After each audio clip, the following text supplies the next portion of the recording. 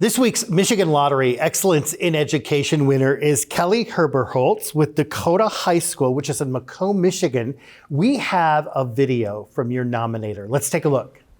Kelly is an incredible teacher, but I work with a lot of incredible teachers. And so the reason I nominated Kelly is that she really does go that extra mile to build strong, meaningful connections with both the staff and the students of our school. She's a critical component of our school improvement staff morale team. She's helped to implement new staff recognition ideas. She takes the time with her students to send a postcard home with a positive note every single year to every student, all 130 plus every year. She's part of a group that designed an advisory committee that we're piloting this year. And not only is that meant to support kids academically, but to help grow that sense of community and belonging within our school. Improving school culture is really important to her, and I believe just really important to schools. And Kelly's dedication to relationships, that's what really truly sets her apart and why I chose to nominate her. Who is that? So that's Kyle Young, and she's one of my colleagues, a dear friend of mine, and I also co-advise student government with her. So as you were listening to that, what was going through your mind? I think just immense gratitude. And people like Kyle and the students at Dakota High School are the reason why I do my job. So being able to work with people like that who are striving every single day to make the best possible environment for our students so they can all succeed, that's why I go to work. And I understand that science is a big thing for you. Yes. And getting the students in the lab is a really big thing. Tell me why. I think when you talk about science, just that hands-on piece in particular, it's a huge part. We just simply say doing science. And we want our students to actually be scientists. And that's why we want them to ask questions, to explore, to investigate, to analyze data.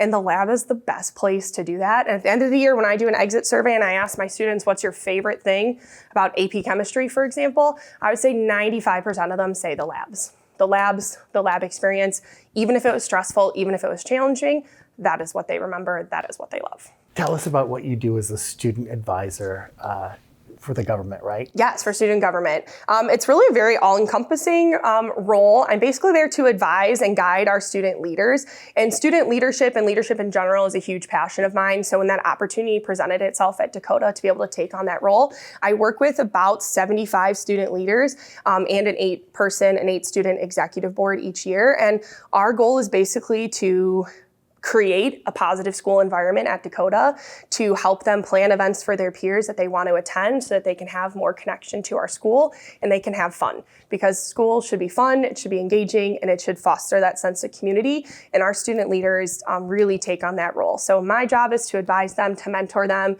and basically help them to achieve their goals at Dakota. Tell me about why you wanted to be a teacher.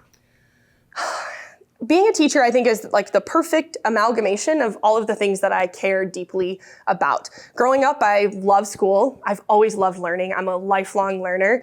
I had a passion for science. I always excelled in the sciences. I thought it was really interesting. I enjoyed the hands-on aspects and the data and the analysis. I think that really aligns with just who I am as an individual. And then I have a huge passion for leadership and serving my community and working with people. So being a high school teacher is, oddly enough, the perfect blend of all of those things. It allows me to work with students. No 2 days are the same. Everything is different. And to be able to serve my community in what I view as a meaningful way, and to also try and foster a love of science for my students, especially young girls in particular. That's something I teach advanced placement chemistry, so a college level chemistry course, which can be really intimidating to students. And I want young girls in particular to know that they can excel and succeed in those fields so that we have more women in the STEM fields in the future. And that's part of my passion and why I do what I do. And because science is a subject that, a lot of people have trouble with. What's it like for you when you see a student light up because they get the concept for the first time? It's exactly why I wake up every single day and why I go to work. And it's something where it just is so promising, and it makes me so hopeful for them for the future, because a big part of teaching sometimes a more difficult course is just getting them to realize that they can do it. And that it's okay if things are hard. It's okay if you have to work a little bit harder at something. But if you seek out the tools and the resources and you put your best effort into it, you can be successful. And ultimately, you'll be better for it because you had to work and struggle through that, but you're going to come out on top. Tell me about a difficult situation that you faced as a teacher and how it may have shaped you to the teacher you are today? I think just overall in teaching, the idea of teacher burnout is just really challenging across the board.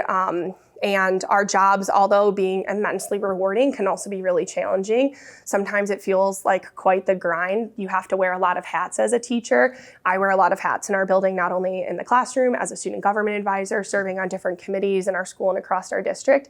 And that can get really overwhelming. And I think what I've learned over the years is just trying to prioritize what's most important. And at the end of the day, what's prioritizing what's most important is our students.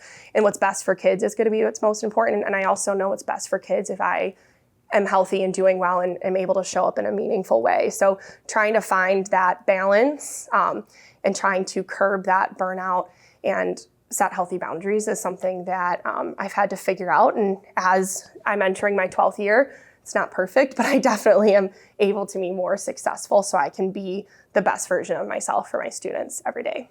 What would you give, what advice would you give people who might want to be a teacher? Do it.